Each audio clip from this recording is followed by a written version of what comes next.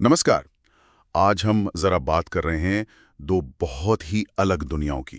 एक तरफ सेशल्स द्वीप समूह और दूसरी ओर सनातन संस्कृति, मतलब भारत की वो प्राचीन परंपराएं जो लगातार चलती आ रही हैं। हाँ बिल्कुल। हमारे पास जो जानकारी है वो इतिहास, संस्कृति, धर्म, इन सब नजरियों से देखती है कि इनमें क्या समानताएं हैं, क्या फर्क है। सही।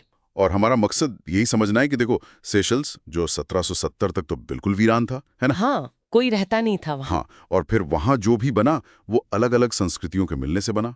और दूसरी तरफ है सनातन संस्कृति, जिसकी जड़ें हजारों साल पुरानी हैं। तो इनमें क्या बुनियादी फर्क है और क्या पता कुछ मिलती जुलती बातें भी निकल आए। हाँ, ये देखना काफी दिलचस्प है, क्योंकि सेशल्स की कहानी एक तरह से तबूला रासा, मतलब एक कोरी स्लेट जैसी शुरू होती है। 1770 से पहले वहाँ कोई स्थायी आबादी थी ही नहीं। अच्छा। तो वहाँ जो भी संस्कृति पनपी वो बाहर से आई। जैसे फ्रांसीसी आए, फिर अफ्रीकी लोग लाए गए, भारतीय, चीनी, व्यापारी, मजदूर, ये सब अपनी मान्यताएं, अपनी रीति रिवाज साथ लाए। और दूसरी तरफ अपनी सनातन संस्कृति, इसका विकास यहीं इसी मिट्टी पर हजारों सालों में हुआ है। इसमें एक गजब की निरंतरता है जो टूटती नहीं है। सही कहा।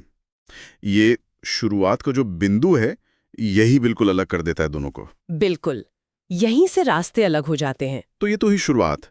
अब अगर हम आध्यात्मिकता की बात करें, खासकर जो अब्राहिमिक धर्म है, उनके आने से पहले की स्थिति क्या थी? सेशल्स में तो जो भी था वो बाहर से ही आया होगा फिर। हाँ, सही कहा।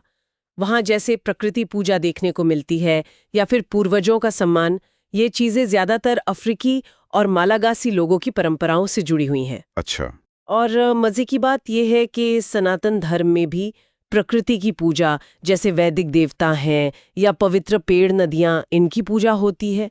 और पूर्वजों का स्मरण, मतलब श्राद्ध कर्म, वो भी बहुत महत्वपूर्ण है। हाँ, ये तो है। लेकिन फर्क ये है कि सनातन परंपरा में ये सब चीजें हजारों साल की एक गहरी दार्शनिक सोच, रीति रिवाजों से जुड़ी हैं, एक पूरा सिस्टम है। जबकि सेशल्स में शायद ये उस वक्त की, मतलब नई जगह पर बसने की एक व्यवहारिक जरूरत ज्यादा रही होगी। और देवताओं को मानने का तरीका, उसमें भी फर्क रहा होगा। हाँ, निश्चित रूप से। सेशल्स में जो अफ्रीकी या मालागासी आत्माएं थीं या स्थानीय देवता थे, उनका स्वरूप काफी लचीला था। वो बाद में आसानी से ईसाई मान्यताओं के साथ मिल भी गया। अच्छा, मतलब समन्वय हो गया एक तरह से। हाँ बिल्कुल। जबकि सनातन धर्म में तो एक बहुत ही विशाल, बहुत जटिल देव मंडल है। त्रिदेव हैं, ब्रह्मा, विष्णु, महेश।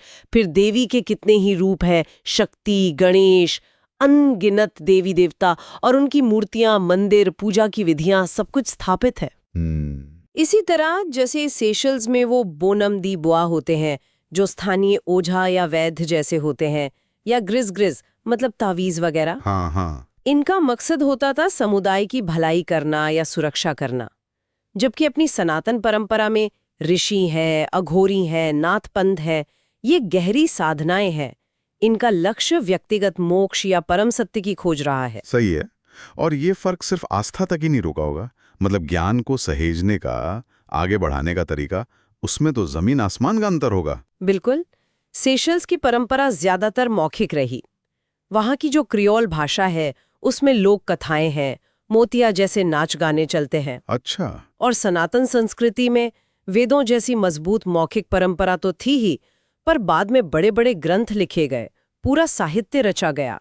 हाँ, ज्ञान का स्वरूप भी अलग होगा। हाँ, सेशल्स का ज्ञान ज्यादा व्यावहारिक किस्म का था, जैसे समुद्र में रास्ता कैसे खोजना है, कौन सी जड़ी बूटी किस काम आएगी। अच्छा। जबकि भारत में तो बाकायदा शास्त्र विकसित हुए, ज्योतिष, आयुर्वेद, शुल्ब सूत्र, जो यज्ञ वेदी बनाने के लिए बिल्कुल सटीक ज्यामिति के नियम बताते थे। या वास्तुशास्त्र, भवन निर्माण का विज्ञान। वास्तुकला की बात करें तो हाँ, वो अंतर तो और भी साफ है। सिशेल्स में कोई प्राचीन धार्मिक इमारतें नहीं मिलेंगी आपको, जबकि भारत तो मंदिरों से भरा पड़ा है।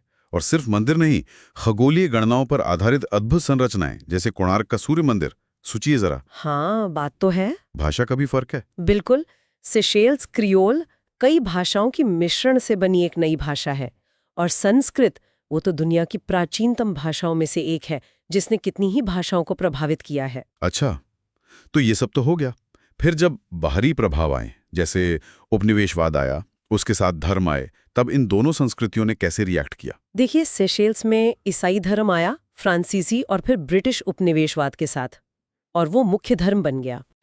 उसने कई पुरानी मान्यताओं को या तो खत्म सा कर दिया या अपने अंदर मिला लिया। जैसे वेनटाउन मिशन का इतिहास है, वो इसी का उदाहरण है। अच्छा। और इस्लाम बाद में आया, व्यापारियों और मजदूरों के साथ। वो एक छोटा अल्पसंख्यक समुदाय बना रहा। और सनातन धर्म ने कैसे सामना किया? इसकी तुलना में सनातन धर्म ने तो कितने ही बाहरी आक्रमण झेले, उपनिवेशवाद झेला, लेकिन अपने ग्रंथों के कारण, गुरु शिष्य परंपरा, सामाजिक संरचना, इनके जरिए अपनी पहचान और निरंतरता को काफी हद तक बनाए रखा।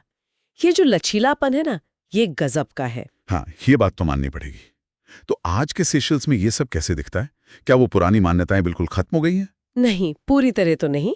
आज सेशल्स में ज्यादातर लोग ईसाई हैं, ये सच है, लेकिन वहाँ एक हिंदू अल्पसंख्यक समुदाय भी है जो बढ़ रहा है। उनके अपने मंदिर हैं, वो कवाड़ी जैसे त्योहार मनाते हैं। अच्छा। हाँ, एक छोटा मुस्लिम समुदाय भी है। और दिलचस्प बात यह है कि वो जो बोनम दी बुआ वाली लोक प्रथाएं हैं या जड़ी बूटियों से इलाज, वो आज भी ईसाई मान्यताओं के साथ साथ चलती हैं। मतलब एक मिक्सचर सा बना हुआ है अब भी। हाँ, बिल्कुल। और वहाँ की सरकार धार्मिक स्वतंत्रता की गारंटी देती है, तो ये सांस्कृतिक विविधता बनी हुई है। तो अगर हम संक्षेप में कहें तो सेशेल्स एक तरह की सांस्कृतिक लैब है ना, जहां अलग अलग चीजें आकर मिली और कुछ नया बना, जबकि सनातन संस्कृति अपनी गहरी जड़ों और निरंतरता के लिए जानी जाती है। हाँ, बिल्कुल सही कहा आपने। यही मुख्य अंतर है। एक का इतिहास है बाहर से आकर बसने का, दूसरे का अपनी ही जमीन पर लगातार विकसित होते रहने का। सही। लेकिन इतनी भिन्नताओं के बाद भी कुछ चीजें शायद हर मानव समाज में एक जैसी होती हैं, नहीं? जैसे प्रकृति का सम्मान करना, अपने पूर्वजों को याद रखना, हाँ, जीवन में अर्थ खोजना, हाँ, जीवन में अर्थ की तलाश, ये तो शायद सब जगह है। और यहीं पर हम शायद अपने सुनने वालों के लिए एक सवाल छोड़ सकते हैं कि किसी सभ्यता का जो शुरुआती बिंदु होता है, चाहे वो एक कोरी स्लेट हो या हजारों साल पुरानी जड़ें हों, वो आज की इस तेजी से बदलती जुड़ती हुई दुनिया में उसकी सांस्कृतिक और आध्यात्मिक पहचान को आखिर किस तरह से आकार देता है।